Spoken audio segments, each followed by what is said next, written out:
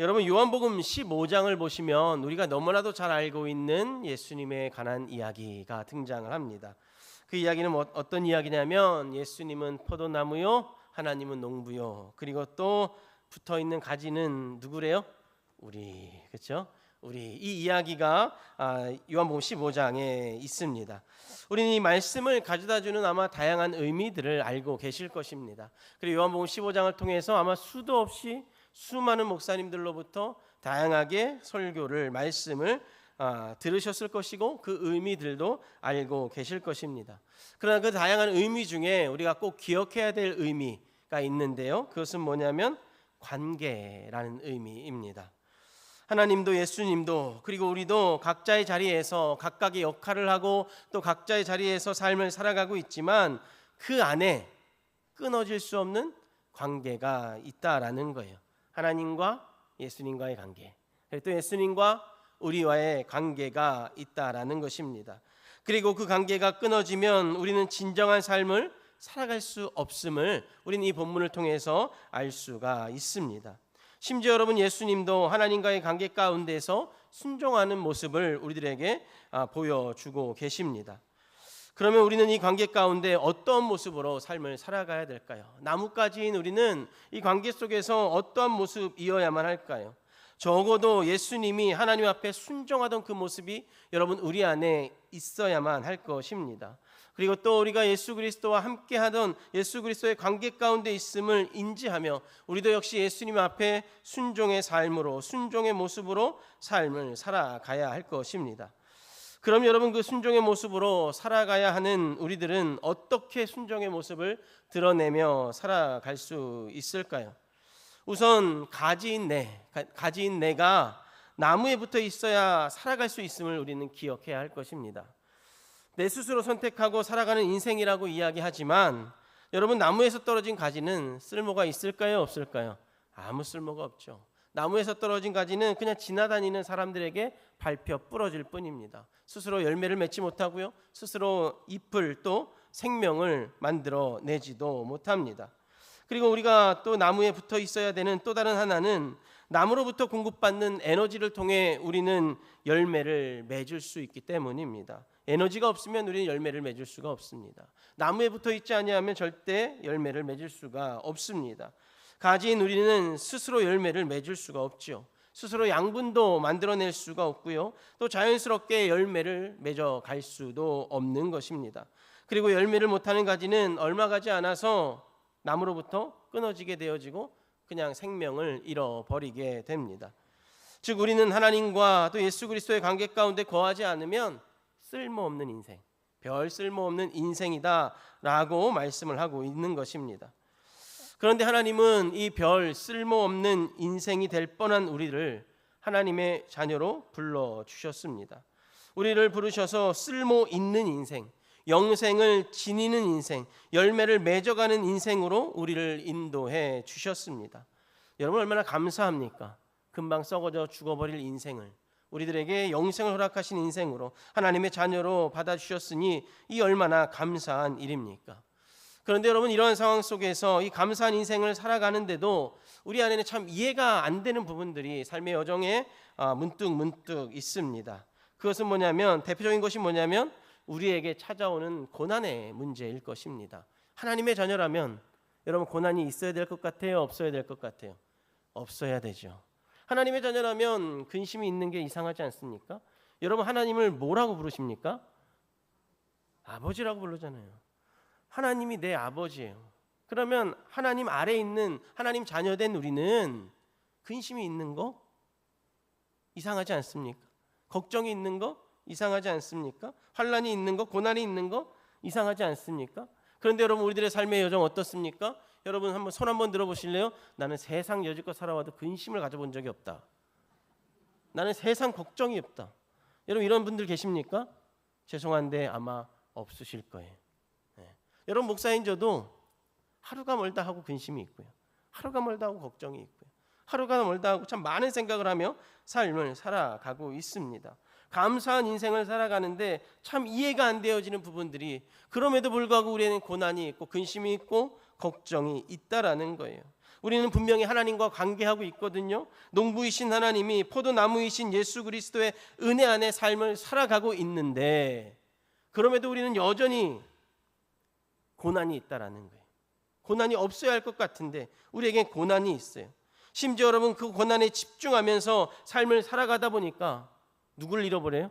하나님을 잃어버리고, 예수님을 잃어버리고, 우리에게 주신 말씀을 잃어버리고, 하나님이 나에게 말씀을 통해서 주신 다양한 감동을 잃어버린 채 자꾸 그 고난만 쳐다보며 삶을 살아가다가 결국 어떻게 돼요? 하나님 원망하며 삶을 살아가곤 합니다. 이게 여러분 우리들의 모습이라는 거죠. 하나님의 자녀로서의 삶을 살아가는 우리들의 모습. 그런데 여러분, 오늘 성경을 보면, 또 성경을 읽다 보면 그 아주 극심한 고난 중에서도 하나님 앞에서 서성이는 한 사람을 우리가 볼 수 있습니다. 특히 오늘 본문에서 이 서성이는 한 사람을 볼 수 있는데, 근데 여러분, 이 사람은 참 특이합니다. 이 사람의 고난은 우리가 생각하는 고난이 아닙니다. 우리가 상상할 수 없는 고난입니다. 보통 고난이 시작되면, 여러분, 보통 우리가 고난이 시작되면 어떠한 모습을 취합니까? 고난이 시작되면 먼저 내가 해결할 수 있나 없나를 고민하죠. 그리고 내가 해결할 수 있는 문제는 내 스스로 한번 해결해 보려고 노력하잖아요. 근데 여러분, 내가 해결할 수 없는 고난이에요. 고난이 조금 강하게 왔어요. 그럼 여러분, 우리의 시선이 어디로 갑니까? 나의 해결에게서 하나님으로 이렇게 살짝 돌아요. 하나님을 바라보죠. 나도 고민하고 하나님께도 기도하며 이 고난의 문제를 한번 해결해 보려고 무단히 노력을 하기 시작을 합니다. 그러다 여러분, 고난이 조금 더 세지고 강해지면 어떻게 돼요? 내가 교만했습니다, 하나님. 그래서 내 건 내려놓고 하나님께 매달리잖아요. 근데 여러분, 그거 아십니까? 못 견딜 정도로 고난이 찾아오면 그토록 하나님을 매달렸었는데 때로는 하나님을 부정한다는 사실을, 때로는 하나님을 밀어버린다는 사실을, 심지어 그 고난이 하나님으로부터 왔음이 확신되어질 때, 심지어 그 고통이 하나님으로부터 왔음이 확신되어질 때, 많은 사람들은 하나님을 더욱더 매달려야 할 것 같은데 정작 그 고난, 극심한 고난 가운데 있는 자들은 하나님으로부터 등을 돌리고 삶을 살아가는 선택을 하곤 합니다. 여러분, 이게 고난받는 자들의 삶의 여정의 그런 모습이고 사이클일 텐데요. 근데 여러분, 이 고난받는 이 한 사람, 오늘 본문에 나타나는 이 한 사람은 좀 특이합니다. 고난 중에서도, 정말 극심한 고난 중에서도 하나님 앞에 서성이며 삶을 살아가고 있습니다. 오늘 본문에 있는 한 사람은 상상할 수 없는 고난 속에서도 하나님 앞으로 나아가는 모습을 우리들에게 일러줍니다. 여러분, 이 본문 속에 있는 이 한 사람이 어떤 고난을 받으셨는지 여러분 기억하십니까? 본인의 스스로의 죄 때문에 고난받았습니까? 아니요. 어느 날 지나가던 사탄이 하나님 찾아가서 이렇게 이야기하다가 하나님이 욥에 대해서 자랑하는 바람에 사탄이 뿔이 나가지고 그럼 하나님 한번 해봅시다 하고 나서 시작된 게 바로 이 욥의 고난입니다. 내려가서 욥을 만나가지고 뭐해요? 욥을 만난 다음에 재산을 다 뺏어버리죠. 그런데도 욥이 똑바로 사니까 자식들을 다 죽여버리죠. 그런데도 똑바로 사니까 단 한순간도 편히 잘 수 없도록, 단 한순간도 편히 살 수 없도록 온몸에 막 종기가 나고 가려움증이 돋아나는 일들을 겪잖아요. 그런 상황 속에 여러분, 이 한 사람이 있는 거예요. 그런데 여러분, 이 한 사람이 지금 뭐 하고 있어요? 좀 전에 말씀드린 것처럼 하나님 앞에 서성이고 있어요. 하나님 앞을 떠나지 않아요. 하나님을 떠났어도 골몇 번 떠났을 것 같은데 하나님을 떠나지 않아요. 오히려 여러분, 옆에 있던 이 욥의 아내 뭐라고 이야기합니까? 이 욥의 고통스러운 모습을 보고, 고통스러운 모습을 갖고 하나님 앞에 주체하지 못하는 모습을 보면서 막 하나님 앞에 있을 때 그 아내가 뭐라고 그럴까요? 가서 그냥 욕하고 죽으라고 그래요. 차라리 하나님 욕하고 죽어. 그게 편할 것 같아. 옆에서 보는 그 고난이 얼마나 강했으면 차라리 옆 사람이 욕하고 가서 죽으래요. 그게 세상 편할 거라고. 그렇게 이야기할 정도로 그의 고난은 극심했어요. 그럼에도 불구하고 이 한 사람, 이 성경의 주인공인 이 욥은 하나님 앞에 서성이는 거예요. 하나님 앞을 떠나지 않아요. 하나님 앞에 여전히 서성이고, 하나님 앞에 기도하고, 하나님 앞에 반문하고, 때론 하나님 앞을 원망하며 하나님을 떠나지 아니하는 모습을 우리들에게 보여주고 있어요. 심지어 여러분, 이 고난이 하나님으로부터 시작되어졌음을 알고 있음에도 이 욥은 여전히 하나님 앞에 서성이고 있는 거예요. 여러분, 고난이 시작되면서 욥은 하나님께 기도로 질문을 합니다. 그런데 하나님 어땠을까요? 하나님이 사탄과 이야기 속에 욥의 고난이 시작된 거잖아요. 그리고 욥이 하나님 저 왜 이래요? 저 죄 없잖아요. 그리고 죄에 미리 질 것 같아서 미리 번제드렸던 사람이 바로 욥이에요. 이런 삶을 살아왔던 난데 하나님 나에게 왜 이런 일이 있습니까? 하면서 하나님 앞에 하소연하며 기도할 때 하나님이 멋쩍게 나타나셔가지고 미안하다 할 법하잖아요. 내가 사탄하고 이야기하다가 이랬다, 미안하다 라고 이야기할 법하잖아요. 그런데 여러분, 하나님 아무 말씀하지 않으셔요. 욥이 그렇게 기도하는데 하나님 아무 대답도 하지 않으셔요. 아무 반응하지도 않으셔요. 단 한 번도 욥의 질문에 응답하지 않으셔요. 그리고 나서 이 욥기 마지막 끝날 때쯤 가는 38장에 가서 드디어 하나님 입을 여셔요. 입을 여시는 하나님을 우리가 볼 수 있어요. 여러분, 이런 고난 가운데 응답하지 않으셨던 그 하나님 앞에 욥이 다시 한번 기도하는 거예요. 욥이 다시 한번 하나님 앞에 나아가는 거예요. 그럼 여러분, 이 고난 중에 있는 욥은 응답하지도 않으시고 반응하지도 않으시는 하나님 앞으로 기도하면서 서성이는 이유가 뭘까요? 차라리 부인의 와이프의 이야기처럼 하나님 욕하고 죽는 게 편한 인생일 건데, 그럼에도 불구하고 고난 가운데 있으면서도 하나님의 이름을 부르며 하나님 앞에 서성이는 그 이유가 무엇일까요?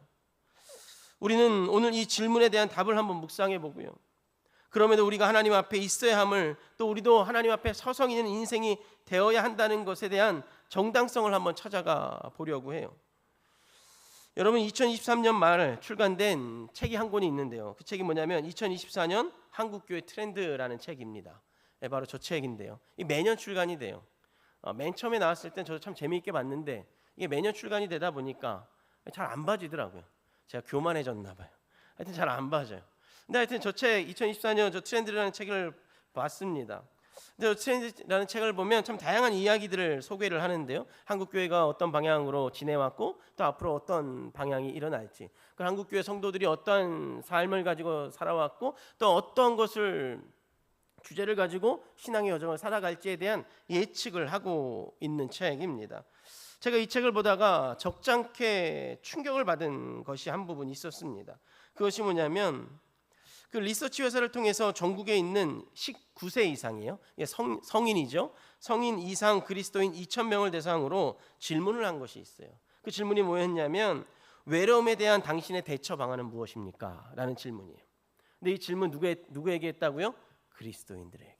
19세 이상 그리스도인들에게 당신이 외로움을 느낄 때, 좀 다르게 표현하면 당신이 고난이 있고 당신이 환난이 있고 당신이 불편함을 느낄 때 그것들을 어떻게 해결합니까? 라고 조사를 하기 시작을 했어요. 그리고 이 결과가 나왔는데요, 이 결과가 저에게 적지 않은 충격이었습니다. 이 개신교인 다수가 신앙으로 이 외로움을 해결할 것 같다고 우리가 생각을 하잖아요. 근데 그게 아니었어요. 개신교인 다수가 신앙으로 외로움을 해결하려 하지 않았다고 기록을 하고 있어요. 연구 조사를 하고 있어요. 이걸 좀 다르게 해석하면 신앙이 이들의 외로움을 완전히 해결해 주지 못했다라고 이야기하는 거예요. 물론 여러분, 이 표를 좀 잘 들여다보면 50대 60대 이상의 표본을 보면 신앙으로 외로움을 달랬다, 외로움을 해결했다라는 결과들이 좀 많이 나타나 있습니다. 또한 여러분, 이 부분을 좀 확대 해석을 해보면 외로움만이 아니라 삶의 고난도 어려움도 문제도 하나님 앞에 가지고 나아가 해결하지 않는다는 해석이 되어지고 있다라는 거예요. 그래서 이거 보면서 마음이 편치 않았어요. 와, 신앙을 가진 사람들이 외로움 있고 시험 있고 환난이 있으면 그거 누구에게로 가져가야 돼요? 하나님께로 가져갈 법한데 그렇지 않다라는 거예요. 외로움도 시험도 환난도 하나님 앞에 가서 해결받는 것이 아니라 다른 곳에 가서 해결을 받고 있다라는 거예요. 심지어 자기들 스스로 나 예수 믿어요 라고 고백한 사람들의 답변이 이러하는 거예요. 여러분, 이 자리에 앉아 이렇게 예배하시는 분들, 우리 영가족들 연령층이 좀 다양하신데요, 여러분들 어떠십니까? 여러분 외로움을 느낄 때, 시험과 환난이 직면할 때 여러분 신앙으로 그 위로를 신앙으로 그 외로움 속에서 위로를 얻습니까? 시험과 환난과 문제를 해결하려고 여러분 노력을 하고 계십니까? 아니면 이 조사가 알려주듯이 다른 곳에서 외로움을, 다른 곳에서 시험의 문제를, 다른 곳에서 환난의 문제를 해결하려고 무단히 노력하며 삶을 살아가고 계십니까? 여러분 이 지표 응답자들의 답변을 알려드리면 외로움을 해결하는 방법 첫 번째는 뭐냐면, 이 기독교인들의 외로움을 해결하는 방법 첫 번째는 뭐냐면 취미 활동이었어요. 취미 활동. 그리고 두 번째는 뭐였냐면 신체 활동이었어요. 그리고 세 번째가 뭐였냐면 신앙생활이었어요. 나 그리스도인입니다 라고 스스로 자백하고 스스로 이 리서치에 참여한 사람들의 고백이 첫 번째가 취미 활동이고요, 두 번째가 신체 활동이고 세 번째가 신앙 활동이라는 거예요. 여러분 왜 이런 결과가 믿음을 지니고 있는 그리스도인들에게 나타난 것일까요? 여러분 왜 이런 결과가 나타났다고 또 생각을 하십니까? 앞서 말씀드린 욥은 고난 중에서도 자신의 고난에 그리고 자신의 기도에 반응하지 않는 하나님 앞에 서성이는데요, 하나님이 응답해 줄 때까지 서성이는데요, 현대인들은, 그리고 죄송한데요 우리는, 그리고 또 저는 고난이 오고 환난이 오고 어려움이 오면 그 문제를 가지고 하나님 앞에 하나님이 응답 주실 때까지 기도라도 하면서 서성여야 되는데 서성이지 못하기 때문에 그런 것 같아요. 욥은 서성이잖아요. 근데 우리는 서성이지 못하기 때문에 그런 것 같아요. 그럼 여러분 왜 우리는 엉뚱한 곳에 가서 서성일까요? 하나님을 아버지라고 부르는 그 관계 가운데 있으면서도 왜 그 관계를 잃어버리고 엉뚱한 곳에 가서 서성이며 나의 외로움을, 나의 문제를, 나의 환난을, 나의 걱정을 해결하려고 들까요? 두 가지의 이유를 한번 대보려고 하는데요. 첫 번째 이유는 뭐냐면 하나님 앞에서의 우리의 모습, 우리의 태도의 차이가 아닌가 생각이 되어집니다. 여러분 욥도 그리고 우리들도 하나님 하면 가장 먼저 떠오르는 게 뭘까요? 창조주 하나님, 그렇죠? 창조주 하나님, 그리고 또 우리의 아버지 하나님이라고 고백을 할 거예요. 그러나 여러분 이 고백 속에 다른 부분들이 있습니다. 그것은 우리 자신의 모습, 하나님 앞에서의 우리의 모습, 우리의 태도라는 거예요. 여러분 고난 중에 있던 욥은요, 고난 중에서도 심지어 하나님 앞에 불편함을 드러낼지언정 처음부터 끝까지 하나님 앞에만 있었어요. 하나님 앞에서 서성이기만 했어요. 욥이 하나님 앞에만 있는 것은 고난도 하나님으로부터 왔으며 또 고난이 하나님의 부재를 의미하지 않음을 알고 있었기 때문에 하나님 앞에 서성였던 거예요. 자기가 받은 고난, 하나님으로부터 왔지. 그럼에도 나는 하나님 앞에서 있을 거야. 그리고 나에게 고난이 있는 건 내 삶에 하나님이 없음이 아니라 오히려 나의 삶에 고난이 있는 건 하나님이 있다는 거야 라고 믿고 하나님 앞에 서성이고 있다라는 거예요. 오히려 여러분 욥에게 고난은 하나님께서 자신을 더 깊은 관계로 부르시는 도구라는 것을 믿고 있었다라는 거죠. 그래서 여러분 욥은요 고난 중에 이렇게 기도해요. 우리 21절 말씀 보시면 이렇게 쓰여져 있어요. 주의 손을 내게 대지 마시오며 주의 위엄으로부터 나를 두렵게 하지 마실 것이니이다 라고 기록을 하고 있어요. 그리고 여러분 24절에 보시면 이렇게까지 기록을 합니다. 우리 같이 한번 읽어볼까요? 24절 시작. 주께서 어찌하여 얼굴을 가리시고 나를 주의 원수로 여기시나이까 라고까지 기도를 하고 있어요. 고난 중에 있어도 고난이, 아픔이 하나님께로 나아가는 것을 막아서는 걸림돌이 아니라 오히려 하나님의 주권을 인정하고 고백하는 도구임을 욥은 알고 있었다는 거예요. 그래서 아무리 힘든 고난이 있더라도, 아무리 어려운 고난이 있고 환난이 있더라도 하나님 앞에 등지는 삶이 아니라 그 고난을 통해서 내가 하나님을 알아가는 거지. 그 고난 하나님 나에게 주셨으니까 이 고난을 통해서 하나님 앞에 더욱더 있어야지. 아무리 반응하지 않으셔도, 아무리 말씀하지 않으셔도 나는 그 자리를 지켜야지 라고 생각을 했던 것 같아요. 그리고 자신의 모습을 가지고, 자신의 신앙의 태도를 가지고 하나님 앞에 꿋꿋이 서성이며 하나님의 응답을 기다렸던 욥의 모습인 거죠. 사랑하는 성원교회 영가족 여러분, 우리 안에도 욥과 같은 이런 믿음이 있기를 소망합니다. 이런 고백이 있기를 소망합니다. 여러분, 그러하기 위해서 우리가 가장 먼저 해야 할 것은 우리의 위치를 확인하는 거예요. 그리고 우리의 위치를 인정하는 것입니다. 그럼 여러분, 우리의 위치는 어디일까요? 우리의 위치, 요한복음 15장에서 확인할 수 있었던 것처럼 우리는 포도나무이신 예수님에 붙어있는 가지입니다. 다시 말씀드리면 붙어 있어야만 살 수 있는 가지입니다. 고난이 오더라도 붙어 있어야 되고요. 시험이 오더라도 붙어 있어야 되고요. 강한 바람이 불더라도 붙어 있어야 되고요. 벌레가 꼬여도 붙어 있어야 하는 바로 우리는 가지입니다. 예수께 붙어 있어야지만 생명을 얻고, 예수께 붙어 있어야지만 삶을 살아가고, 예수께 붙어 있어야지만 벌레가 있고 고난이 있다 하더라도 열매를 맺을 수 있는 가지라는 것입니다. 근데 여러분, 어떻습니까? 벌레가 오면, 고난이 오면, 환난이 오면 나무로부터 왔다고 떨어질 생각하지 않습니까? 그 서성일 생각하지 못하고 나올 생각하지 않습니까?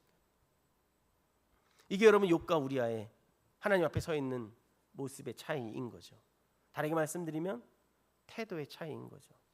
욥은 하나님 앞에 바른 태도로 하나님 앞에 서성였다면, 고난은 시험, 환난 이런 문제들을 가지고도 더욱더 이 문제들이 하나님이 살아계시는구나, 하나님이 나를 이끌어가고 계시는구나 라고 받아들였던 그 욥의 신앙이었다면, 우리는 그런 신앙이 아직 아니라는 거죠.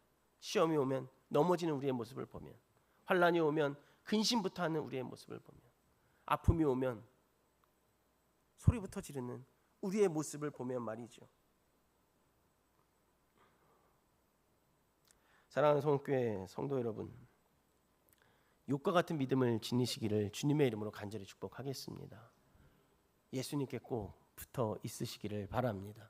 어떠한 고난이 있더라도, 어떠한 환난이 있더라도, 상상할 수 없는 근심과 걱정거리가 쓰나미처럼 몰아치더라도 하나님 앞에, 예수 그리스도 앞에 붙어 있어야, 예수 앞에 서성여야 여러분 우리가 그 고난으로부터 하나님의 인도하심을, 또 하나님의 위로를 얻게 되어짐을 여러분 꼭 믿으시기를 바랍니다.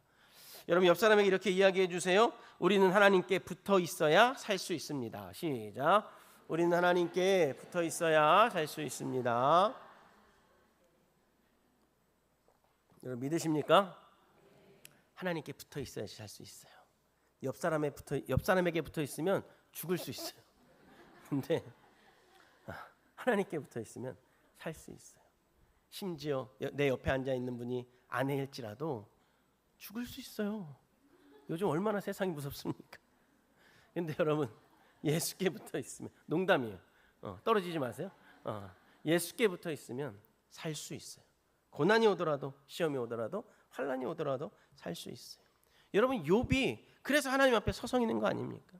욥이 그런 하나님을 알고 믿고 있기 때문에 하나님 앞에 서성이고 있는 거예요. 그럼 여러분 하나님께 붙어 있음을 어떻게 알 수 있을까요? 하나님과 소통하는 자는 하나님께 붙어 있는 자입니다. 사도신경 속에 고백하는 것처럼 하나님과 교통하는 자는 하나님 앞을 서성이는 자고요, 하나님께 붙어 있는 자라는 거예요. 여러분 본문 속 욥처럼 문제를 갖고 하나님 앞에 그래서 서성여야만 합니다. 답이 없다고 답답해하는 것이 아니라 답이 없음이 하나님의 응답이라 인정하며 하나님 앞에 서성일 줄 아는 믿음이 여러분 우리 안에 있어야 한다라는 것입니다. 그런데 여러분 어떻습니까? 이게 참 쉽지 않죠. 곤란할 때가 있죠. 어렵습니다. 그럼 어떻게 해야 될까요? 하나님 앞에 서성여야만 하는데 시험이 오고 환난이 오면 서성이는 게 잘 안 됩니다. 문제가 닥치면 서성이는 게 잘 안 돼요. 그래야 되는 건 아는데 잘 안 됩니다. 그럼 여러분 어떻게 해야 될까요? 제가 말씀드리고 싶은 것은 연약함을 인정하고 그 자리에서 최선을 다하는 거예요. 최선을 다해 보는 거예요. 힘들면 힘들다고, 어려우면 어렵다고 이야기하는 겁니다. 하나님 앞에 이야기하는 거예요. 그런데 여러분 그 자리는 지켜가는 거예요. 눈물을 흘릴지언정 그 자리는 지켜가는 거예요. 아프다고 소리는 지를지언정 그 자리는 지켜가고 있는 거예요. 여러분 욥이 그랬어요. 욥은 억울하다고 하나님 많이 원망했습니다. 그런데 그 자리는 지켰어요. 소리 많이 질렀어요. 그 자리는 지켰어요. 친구들이 와서 이상한 소리에 가슴 엄청 쳤어요. 그런데도 그 자리는 지켰어요. 납득이 되지 않는 상황 속에서도 욥은 그 자리는 지켰어요. 그 자리를 지키려고 최선을 다했다라는 거예요. 여러분 힘들면 힘들다고 어려우면 어렵다고 그러나 그 자리를 지켜가는 거예요. 내가 지금 잘못해도 지켜가다 보면 내가 기도하다 보면 나를 향한 하나님의 사랑, 나를 향한 하나님의 인도하심과 이끄심을 여러분 분명히 체험하게 되어지실 거예요. 물론 여러분 그때는 우리는 알 수 없죠. 욥도 여러분 38장에 가서 하나님의 음성을 들었다니까요. 우리도 언제 하나님의 음성을 들을 줄은 몰라요. 그런데 분명한 건 내가 하나님 앞을 서성이면 하나님은 언젠간 나에게 응답하신다는 거예요. 언젠간 나를 이끌어 가신다는 거예요. 여러분 우리의 믿음의 고백이 그런 믿음 아닙니까? 또 한 가지 여러분 위치를 확인했다면 뭐 해야 되냐면 기다리셔야 돼요. 내가 하나님 앞에 서성이고 금방 서성이다가 갈 것이 아니라 기다리는 거예요. 서성이면서 하나님의 말씀을 기다리는 거예요. 하나님의 응답을 기다리는 거예요. 사랑하는 성읍교회 영가족 여러분, 앞서 말씀드린 것처럼 신앙은요 일방통행이 아니에요. 양방통행입니다. 그런데 우리는 뭐가 그리 급한지 자꾸 신앙을 일방통행으로 생각을 하고 자꾸 하나님 앞에 앉을 때가 많아요. 자꾸 내 이야기만 해요. 자꾸 내 이야기만 한다고. 여러분 기도할 때 어떤 이야기 하십니까? 하나님, 내가 주의 음성을 듣겠나이다. 말씀하소서. 하고 여러분 1시간씩 앉아 계십니까? 아니요. 한 5분 정도 앉아 계십니까? 아니죠. 여러분 와가지고 교회 오면 기도의 자리를 찾아가면 여러분 어떤 모습이십니까? 엉덩이가 닿기도 전에 아이고 하나님 이렇게 멘트를 하시면서 평소에 말하는 속도보다 굉장히 빠른 속도로 막 쏟아내지 않습니까? 막 하나님 앞에 막 쏟아내고 나서 여러분 마지막에 어떤 고백하십니까? 예수님의 이름으로 기도합니다. 그러고 나서 여러분 그 다음 어떤 액션이 우리 안에 있습니까? 벌떡 일어나죠. 그리고 가잖아요. 그게 여러분 우리의 신앙의 모습 아닙니까? 근데 여러분 신앙은 이런 일방통행이 아니에요. 내가 할 얘기만 다 하는 게 그런 신앙이 아니라는 거예요. 내 할 일 다 했다고 그냥 자리에서 일어나는 게 여러분 신앙이 아닌 거예요. 하나님이 말씀하실 시간을 여러분 주셔야 돼요. 기도 시컷 했다면 기도 시컷 한 만큼 죄송한데요. 그 자리에 앉아서 이제 하나님의 좀 말씀을 좀 들어보세요. 하나님이 어떤 말씀을 하시는지, 하나님 나에게 어떠한 마음을 주시는지를 한번 여러분 들어보셔야 되는 거예요. 때로는 느껴보셔야 되는 거예요. 하나님 나에게 문제는 해결해 주지 않는데 평안을 주시는 하나님을 마주할 때도 있잖아요. 하나님 나에게 말씀해 주진 않는데 내 마음이 시험이 가득한데도 불구하고 기쁨을 주시는 하나님을 마주할 때가 있다라니까요. 근데 여러분 우리가 신앙을 자꾸 일방통행으로 하다 보면 하나님의 음성을 못 들어요. 하나님 준비하고 있는데 하나님의 음성을 못 듣게 되어지는 거예요. 그래서 여러분 하나님 말씀할 시간을 여러분 들이셔야 돼요. 여러분 내 것만 이렇게 막 쏟아내는 기도가 아니라 내 것 쏟아냈으면 이제 하나님 내가 하나님 앞에 서성이고 있으니 말씀하시옵소서. 내가 듣겠나이다. 내가 듣겠나이다. 여러분 고백하며 하나님 앞으로 나아가셔야 되는 거예요. 여러분 욥은 어떻습니까? 여러분 욥은요 계속 하나님 앞에서 서성여요. 말씀 주실 때까지 계속해서 기도하면서 기다리는 거예요. 그 기다림이 38장까지 간다니까요. 사랑하는 성도 여러분, 기다리다 보면 하나님의 음성이 들릴 거예요. 기다리다 보면 하나님이 여러분들에게 분명한 마음을, 은혜를 부어 주실 거예요. 내 인생을 향한 하나님의 의견이 분명히 들릴 거예요. 하나님의 뜻이 분명히 들릴 때가 있을 거예요. 그래 그때 여러분 이게 하나님을 만나는 거구나 라는 걸 알게 되실 거예요. 야 이게 진짜 하나님을 만나는 방법이구나 라는 걸 여러분 깨닫게 되어짐을 여러분 꼭 기억하시기를 주님의 이름으로 간절히 부탁을 드리겠습니다. 여러분, 욥이요, 하나님 앞에 서성이는데 우리가 욥처럼 행동하지 못하는 두 번째 이유는 뭐냐면 기도에 대한 생각 때문에 그래요. 기도에 대한 생각의 차이 때문에 그런 것 같아요. 하나님 앞에서 서성일 수 있다는 거, 하나님 앞에서 기도할 수 있다는 거, 이런 무엇을 의미할까요? 적어도 하나님을 의지하면, 하나님께 간구하면 분명한 답이 있다라는 것을 알고 있다라는 거죠. 그러니까 여러분 서성이지 않겠습니까? 그러니까 기도하지 않겠습니까? 그래서 여러분 22절 보시면 욥은 자신을 좀 붙들어 달라고, 불러달라고 하나님 앞에 하소연하는 고백이 있어요. 그리고 좀 전에 읽었지만 24절에서도 이렇게까지 하나님 앞에 고백을 하잖아요. 주께서 어찌하여 얼굴을 가리시고 나를 주의 원수로 여기시나이까 라고까지 고백을 하고 있어요. 여러분, 욥의 간구는 하나님 자신이 이야기를 다 듣고 계시는 것 아는데, 이 고난 하나님이 하신 것 다 아는데 왜 못 들은 척 하느냐고 묻는 욥의 모습을 보여주고 있는 거예요. 여러분, 욥이 이렇게까지 하나님 앞에 나아갈 수 있는 건 욥에게는 기도에 대한 분명한 믿음이 있었어요. 결단이 있었어요. 그것은 뭐냐면 하나님 분명히 듣고 계실 거야 라는 믿음이 있었던 것 같아요. 내가 시험과 환난 중에 할 말 못할 말 하나님 원망하고 때론 기뻐하며 주 하나님 앞에서 수도 없이 기도하지만 내가 이렇게 기도할 수 있는 건, 하나님을 떠나지 아니하고 하나님 앞에 서성이면서 이렇게 기도하는 건 하나님은 내 기도 듣고 계실 거야 라는 것에 대한 믿음, 하나님을 향한 신뢰가 있었다라는 거예요. 그렇게 여러분, 욥은요 이렇게 끊임없이 하나님 앞을 서성이며 기도했던 거죠. 심지어 자신의 연약함, 죄를 인정하면서까지 한편으로는 당당하게 하나님 앞에 서성이며 때로 기도하고 있는 모습을 우리들에게 보여주고 있는 거예요. 하나님, 나 죄인인데요 하면서 기도하잖아요. 하나님, 저 악한 사람인데요 하면서 기도하잖아요. 여러분, 이렇게 기도하는 이유가, 이렇게 기도할 수 있는 이유가 무엇이겠습니까? 그럼에도 불구하고 하나님과 나의 관계가 있으니 하나님 내 기도 들으실 거야 라는 것에 대한 확신이 있었던 거죠. 믿음의 고백이 있었던 거예요. 여러분, 욥이 배짱이 좋아서 하나님 앞에 이렇게 고백했던 게 아니에요. 반대로 여러분, 욥이 무식해서 이렇게 고백하고 기도하는 게 아니에요. 자신과 하나님과의 관계를 알았고 관계를 인정했고 그 관계 가운데 있으니 하나님 앞에 다 이야기하는 거죠. 마음에 있는 이야기, 때론 안 좋은 이야기, 나의 허물까지도 다 이야기할 수 있었던 거죠. 이게 여러분 욥의 기도라는 거예요. 이게 욥의 기도의 방법이었다라는 거죠.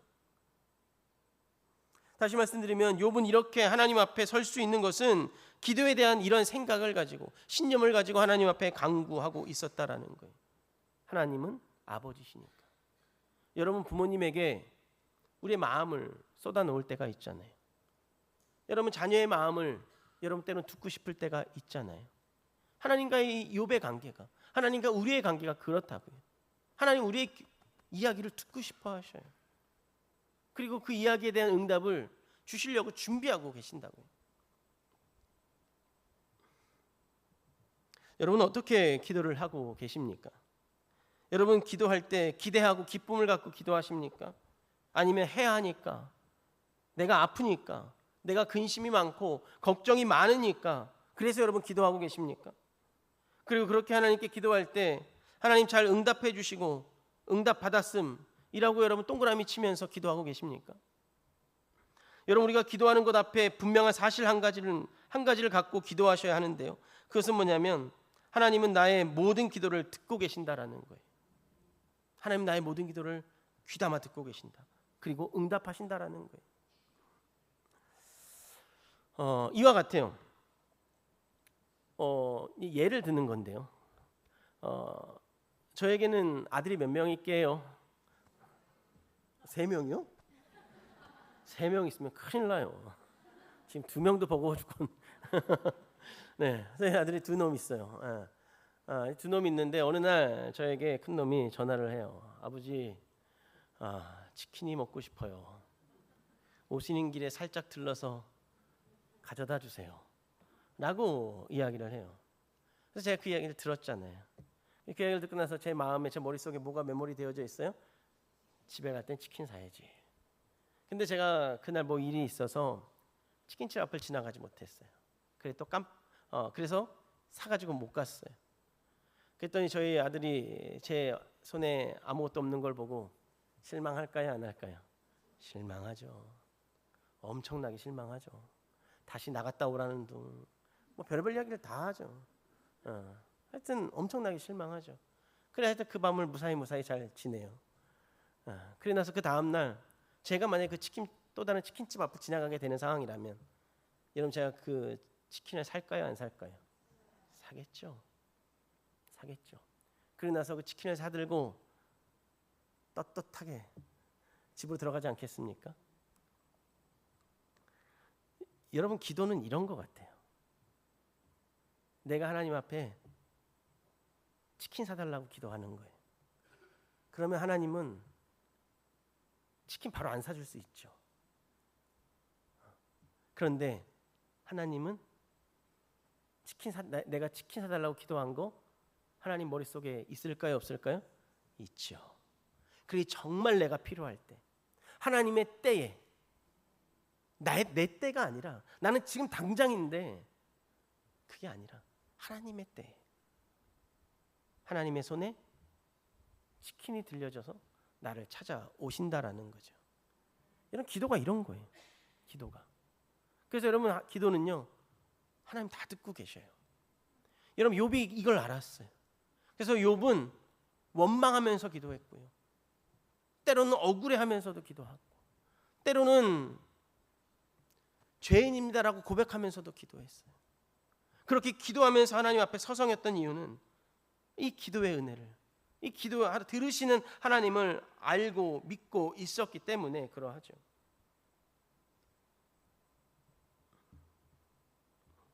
간혹 기도를 하면서 우리 이런 생각을 합니다. 응답을 먼저 고민하면서 기도할 때가 여러분 우리 안에 있죠. 그리고 나서 여러분 뭐 어떻게 생각하십니까? 기도 10가지 하고 하나님 한 가지 응답 주셨으면 하나님 나에게 은혜 주셨어. 나 기도 10개 했는데 은혜는 몇 개 줬다 그래요? 1개. 왜냐하면 응답이 1개 왔으니까 라고 이야기할 때가 여러분 우리 안에 있다라는 거죠. 물론 여러분 내 기도에 응답받는 거 은혜가 분명하죠. 정말로 큰 은혜입니다. 그러나 여러분 그 은혜 이전에 내가 기도하는 것 자체가 은혜임을 여러분 꼭 믿으시기를 바랍니다.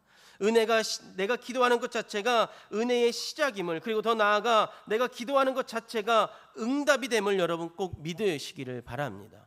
응답이 되어서 은혜가 아니라 내가 그 문제를 가지고 기도하는 것 자체가 은혜라는 거예요. 그 자체가 은혜 받음의 시작이 되어진다라는 거예요. 근데 우리 여러분 어떻습니까? 기도하다 보면 응답받은 거에만 동그라미 치죠. 기도 시작한 것에 동그라미 치기를 바랍니다. 그게 은혜의 시작인 거예요. 내가 하나님께로 나아가기 시작한 거잖아요. 내가 하나님 앞에 서성이기 시작한 거잖아요. 그게 여러분 동그라미 쳐야 될 우리들의 신앙의 진정한 고백임을 여러분 꼭 믿으시기를 바랍니다. 그렇게 여러분 욥에게 기도는 고난이 와도, 그리고 그 고난으로 앞이 보이지 않아도 기도의 자리에 앉으면, 여호와 하나님의 이름을 부르면 하나님이 지금 당장 응답하지 아니하실지라도 여러분 그 자리에서 서성였던 거예요. 하나님은 분명히 내 기도 듣고 계신다라는 걸 알고 있었기 때문이죠. 그리고 하나님 내 기도 듣고 계시기 때문에 나는 절대 포기하지 않는다라는 걸 알고 있었기 때문입니다. 사랑하는 성읍교회 영가족 여러분, 우리의 기도가 욥처럼 기도하는 그 자체로 은혜라는 고백이 있기를 주의 이름으로 간절히 축복하겠습니다. 말씀을 정리하겠습니다. 여러분 고난 앞에, 시험 앞에 서 있는 우리들의 모습이 어떠합니까? 하나님을 찾지만 의지하지 않았던 우리의 모습이 있지 않았습니까? 기도는 하지만 응답 자체만을 은혜라고 생각하고 응답 자체만 구할 때가 여러분 우리 안에 있지 않았습니까? 우리는 여러분 이것을 내가 연약해서라고 말을 하기도 하고, 또 그렇게 인정하고, 또 그렇게 포장하며 하나님 앞에 서 있을 때가 여러분 있지는 않으셨습니까? 맞지요? 사실 여러분 우리는 연약합니다. 우린 연약합니다. 그런데요, 내가 아버지라고 부르는 하나님은 연약하지 않습니다. 그리고 그 하나님이 나를 아들이라고 불러주셨을 때, 하나님이 나를 사랑하는 아들아, 사랑하는 내 딸아 라고 불러주셨을 때 나는 절대 연약하지 않습니다. 왜요? 하나님의 관계하고 있기 때문에 그렇습니다. 내가 얼마든지 이야기하면 하나님 듣고 계시기 때문에, 우리가 바로 하나님과 우리는 바로 그런 사이이기 때문에 그렇습니다. 내가 기도할 때 내 기도를 들으시는 하나님, 그 하나님은 세상 누구보다 강하십니다.